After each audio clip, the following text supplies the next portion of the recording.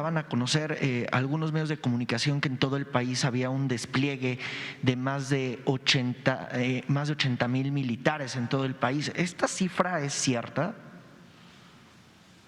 No, lo que hay es mucho amarillismo, como siempre en los medios. Y a veces le suben al sensacionalismo. Hace como un mes que hubieron las quemas de los carros, fue nota internacional, hasta el New York Times, el Washington Post, en México en llamas, Loret, Broso, las televisoras, los programas de radio, todo. Pero pues tiene más que nada propósitos politiqueros. Lo que puedo comentarles es que hay presencia de la Guardia Nacional en todo el país. Son 115,000 elementos de la Guardia Nacional. Ya se ha ido avanzando mucho. Hay 19 estados de la República en donde hay más elementos de la Guardia Nacional que policías estatales. Creo que ya subió el número de elementos de la Guardia Nacional, ¿no? Según la lámina que estoy viendo ahí.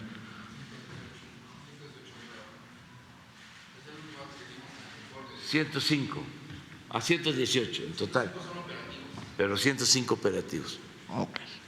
Esto nunca se había visto.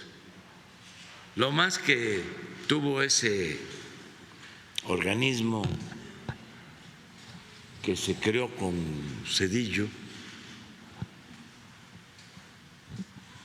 que fue la Policía Federal, fueron 40,000 elementos. Y se echó a perder esa corporación. De ahí salieron todos los que están ahora en la cárcel o acusados de tortura y de violación de derechos humanos, de la llamada Policía Federal. Y en su mejor momento, cuantitativamente, llegó a tener 40,000 elementos. Ahora, la Guardia Nacional, 118,000 elementos capacitados, formados. Y esto es lo que queremos, porque no voy a quitar el dedo del renglón, que una vez que se concluya, porque va a aumentar a cerca de 150,000 elementos. Ahora tenemos terminados como 260 cuarteles, porque es una estrategia territorial. O sea, no es concentrar a todos estos elementos como se hacía en la Policía Federal en Iztapalapa, 2, 3 cuarteles, y se agravaba la situación en Zacatecas, allá van los de la Policía Federal a acampar en lugares inadecuados, a la intemperie, en hoteles.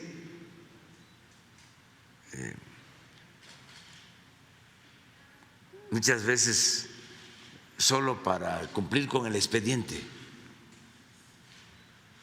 Ahora no, ahora 200, sí, pero miren la distribución.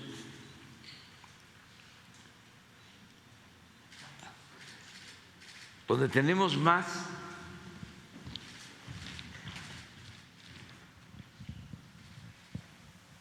Jalisco 30, Michoacán 33.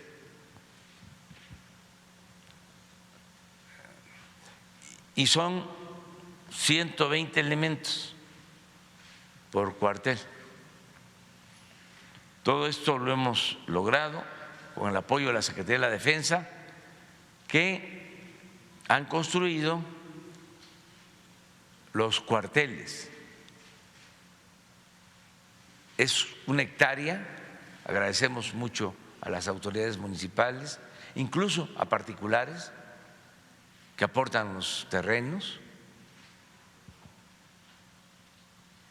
y tienen aulas, dormitorios para personal masculino, femenino, tienen pues toda la barda perimetral, la vigilancia, incluso jardines, espacios deportivos. 35 millones de pesos por cuartel. Planta de tratamiento para agua, todo lo que es el servicio de energía eléctrica. ¿No tienes fotos de unos cuarteles? Si esto se hiciera con el sistema corrupto de antes, no, pues no cobran 35 millones, 150, 200, y no los terminan en 3, 4 o 6 meses.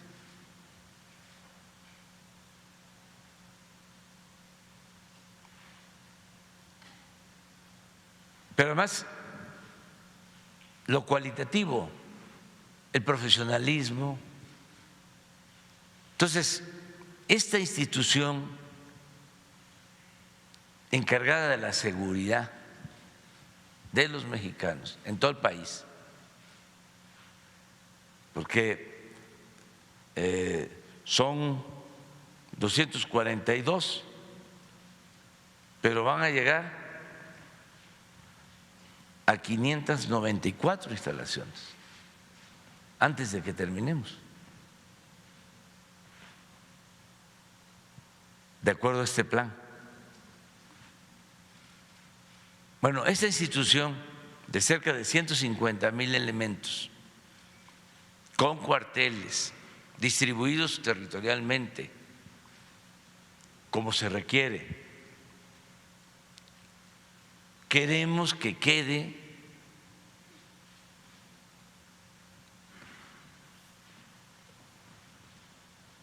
adscrita a la Secretaría de la Defensa, que ese es otro asunto. Y que es la iniciativa preferente, ¿no? Que es la iniciativa que voy a enviar el día 1.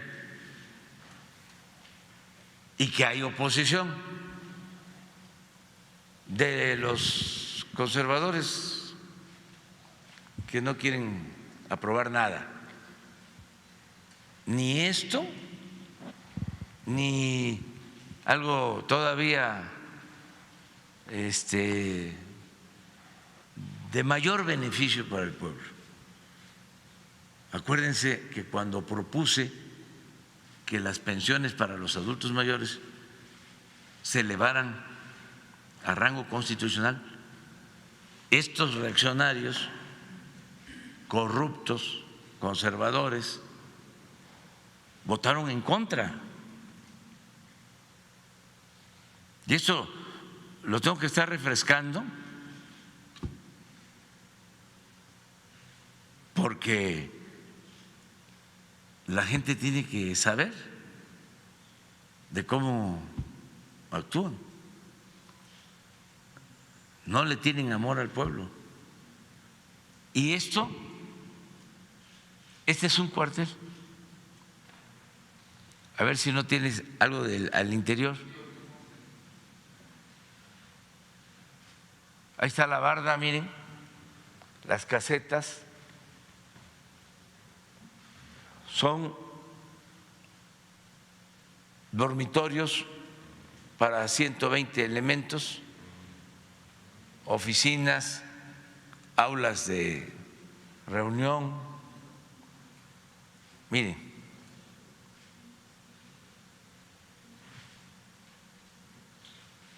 dormitorio. hoy sale en la encuesta del Universal que el 80% de la población, lo que ya dimos a conocer aquí de la encuesta del INEGI, está de acuerdo en que la Guardia Nacional dependa de la Secretaría de la Defensa. 80%. Y eso no lo quieren tomar en cuenta los legisladores ni los expertos, porque pues ellos tienen una visión distinta, ¿no? Nosotros tenemos la obligación de decir qué es lo que conviene. Le pediría entonces a los legisladores que revisaran esa encuesta.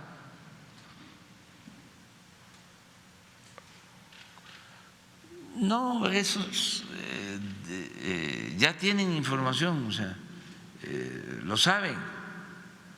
Es como cuando se votó la reforma eléctrica, que no sabían de que oponiéndose como lo hicieron, estaban afectando a la Comisión Federal de Electricidad, una empresa pública, y favoreciendo a Iberdrola, una empresa eléctrica extranjera.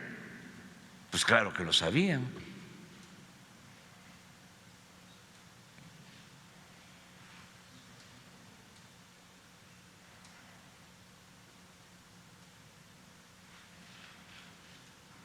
Entonces, es bueno el tema, o sea, lo que me preguntaste es porque da la oportunidad de seguir informando. Y sí, el lunes voy a enviar, perdón, el jueves, pasado mañana, voy a enviar la iniciativa, porque quiero cumplir. Lo mismo en el caso de la decisión que tendrá que tomar la Corte sobre las detenciones de delincuentes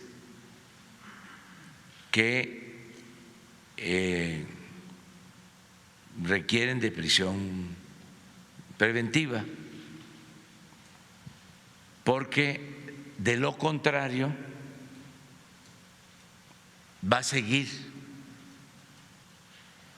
la impunidad en el Poder Judicial y eso afecta mucho. Y no estoy inventando nada. Hace como 4 días di a conocer cómo se detiene a un presunto delincuente, generador de violencia en Colima. El caso de la vaca. Sí, y ya en la madrugada el juez ya lo había dejado en libertad, nada más porque no dormimos, tenemos que estar pendientes. Ya se vio que este señor tiene 2 órdenes de aprehensión por delitos graves y ya estaban a punto de soltarlo. Y por lo mismo que porque estaba mal integrada la averiguación. Imagínense en estos casos lo que sucedería. Los jueces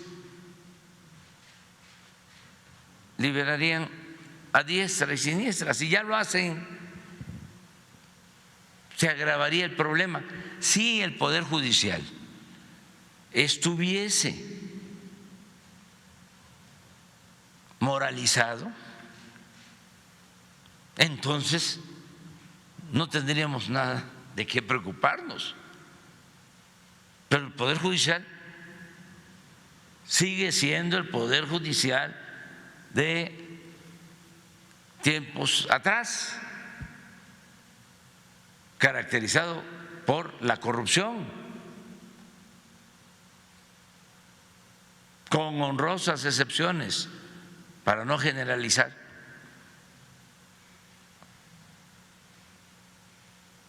Un día voy a dar a conocer, es más, mañana,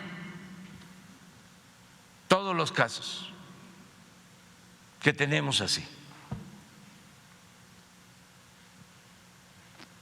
Porque van a resolver sobre este asunto y a lo mejor pues los ministros están hasta arriba en el pináculo. Pero ¿y qué pasa en la vida diaria? ¿Qué no sabe la gente de que se detiene a alguien y todavía el que acusó no ha regresado a su casa y ya está libre el acusado?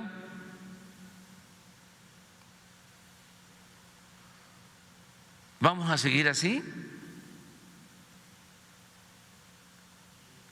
Vamos a limpiar el Poder Judicial y entonces sí, cuando tengamos confianza plena en que no va a haber corrupción y que va a haber apego estricto a la ley. Pero no estamos en esa situación, no hay normalidad jurídica. Todavía hace falta seguir limpiando de corrupción el gobierno en su conjunto, el ejecutivo, pero el judicial está intacto. Jueces que ni siquiera les importa el pueblo, no existe el pueblo para ellos, son jueces para defender intereses de grupos de intereses creados, todos estos que defienden a las empresas extranjeras. Todo ese andamiaje jurídico que se creó para defender las privatizaciones, ahí está intacto. Hace falta seguir avanzando. Y nosotros no podemos quedarnos callados en estos casos, porque imagínense todo el esfuerzo que se hace, el riesgo para servidores públicos que son amenazados. En este asunto de la libertad de este presunto delincuente hay el asesinato de servidores públicos. En Tamaulipas. Sí. Entonces son cuestiones muy graves, no nos podemos quedar callados. La academia, las teorías más avanzadas de políticas públicas nos orientan a que se modernice el sistema judicial, garantizando más libertades. Pues sí, siempre y cuando tengamos verdaderos, auténticos jueces, incorruptibles. Si no, pues es el cuento de nunca acabar.